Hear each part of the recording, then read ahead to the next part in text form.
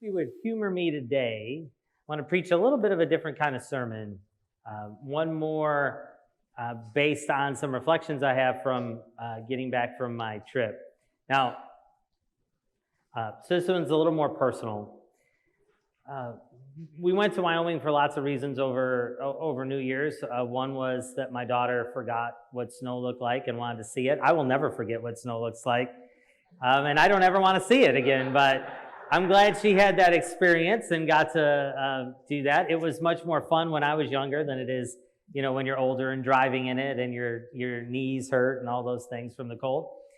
So we were able to do that. Two, we have lots of good friends still there, and it's always great to see them and reconnect.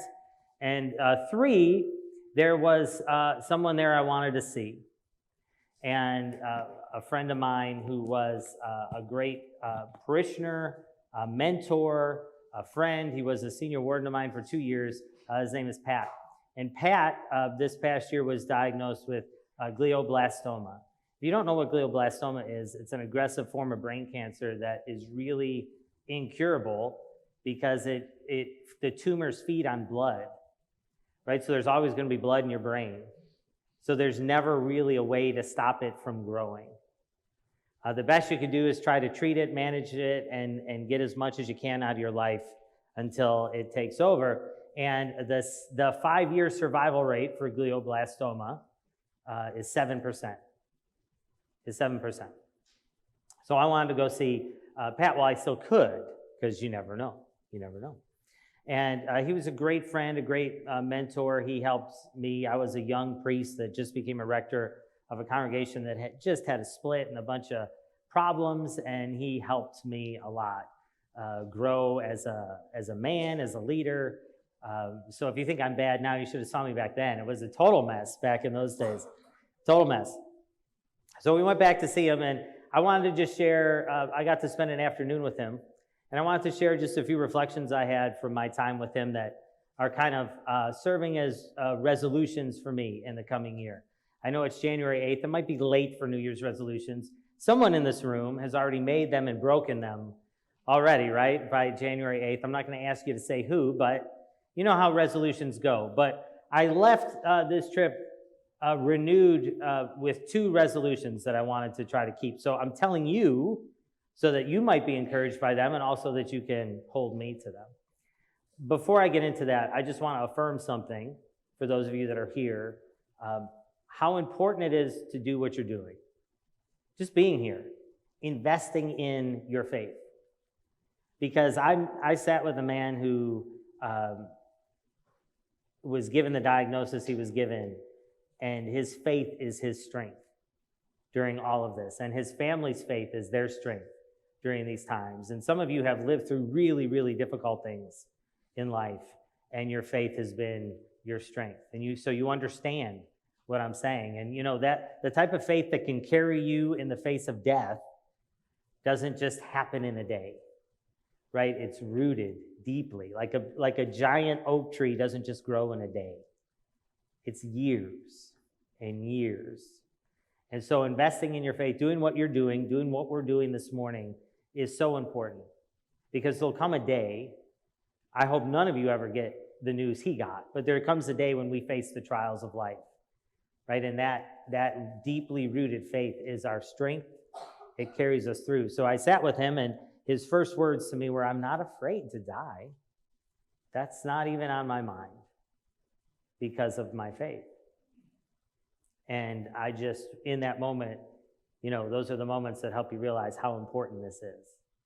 So that's an affirmation.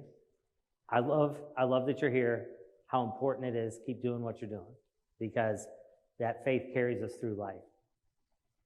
So 2 resolutions that I picked up from being with my friend Pat.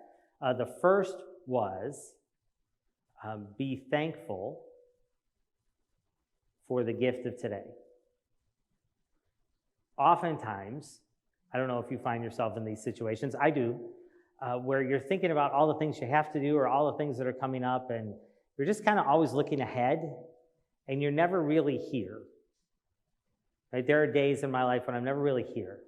I'm just kind of thinking about all the things that are ahead, or maybe I'm stuck in all the things that are behind. right? Because that's the thing too. We get caught up in what's behind us, or we're thinking about what's in front of us. We're never really here. And Pat was a guy that was so smart with his money. I mean, his job, he oversaw a 9-figure kind of foundation, regional foundation. He was so smart with his money. He was the guy that, made sure he had enough to pay for all his kids to go to college. He had 3 kids. Made sure that he and his wife were going to retire well. He had the plan, right? He had the plan.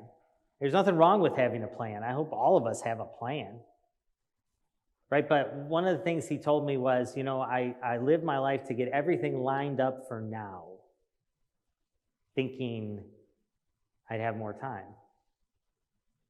And now is here, and all the time I spent planning for now, I could have been doing the things I wish I could do now, right? If that makes sense to you, right? All the things he thought, okay, we're going to get in this spot, we'll pay for the kids to go to college, we're going to do this, and then, we can retire a little early, and we'll have this great kind of 20-year window of just traveling and living life and crossing all those things off our list. And he did all that, and right before he got to where he was going to retire, this came up.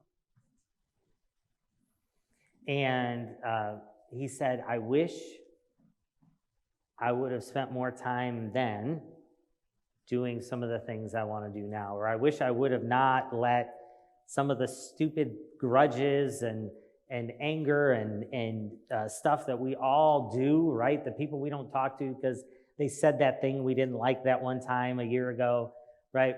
All that stuff, he's like, man, they're so stupid. I wish I would have spent more time kind of not letting that stuff bother me and living with joy and not just waiting for a day to come when I could do those things. I came away from some of that conversation being thankful for the gift of today, right? Not solely thinking about one day we'll do this, or one day my life will be like this, or when I get through all these things, then I can do this. But to think about the gift of today that God gives us, and what do we do with it? To not squander it. Because, listen, here's the truth. None of us have guaranteed contracts, right? There's no time certainty on any of our lives. Now, I hope and pray we all live great long ones. But we know the truth. None of us have a guarantee, right? But today is the gift God gives us. So I came away, first one is to be grateful for the gift of today. The second one was kind of expanding on that theme, was just to choose gratitude. It is humbling when you sit with someone who received the news he received, and they talk about how grateful they are. They talk about how grateful they are for the family that loves them, for the people they've been able to love and mentor and inspire, for the church that they have, for the friends that they have, for the doctors they have. Gratitude overflowed from this person who got one of the most grim diagnoses that you can get. And that just doesn't happen, right? You just don't hit a switch and say, today I'm going to be grateful in the face of hard things, right? We wake up every day and we choose gratitude, right? We can decide. Now, you will find what you're looking for every day. If you are looking for things to annoy you and make you angry and agitate you, you will find a million of them. And if you're looking for things to be grateful for, you'll find those too. We just decide what we look for when we get up. I want to look for things to be grateful for. That was my resolution after sitting with him. I saw a man who was told the rest of his life is going to be spent in and out of treatments, trying to get quality of life out of whatever little time is left. And he was overflowing with gratitude. And I said, that's the heart I want. A heart so full of gratitude that nothing shakes it. But that doesn't happen just overnight. We choose gratitude. So I would encourage you.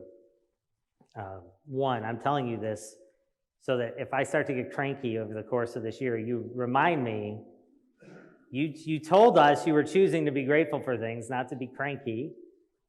So feel free to say that to me. And second, that it might encourage you. Because I had that visit and I left. I thought I was going to minister to him. It was the other way around. It was the other way around. So I want to encourage you to be appreciative for the gift of today, even if life is hard. And we all go through seasons where life is hard, to be appreciative of the gift that you have today, because that time in 10 years when something might happen that you're waiting for may not be there when you need it. So be thankful for the gift that you have today. And I would encourage you to choose gratitude. You can find things to be angry about every single day. Some of them are right and good, but you can also find things to be thankful for. And so I would encourage you to join me in trying this year to be more grateful, not only for today, but for the blessings in this life that I ignore so often, and that being with my friend Pat helped me see again. In the name of the Father, and of the Son, and of the Holy Spirit.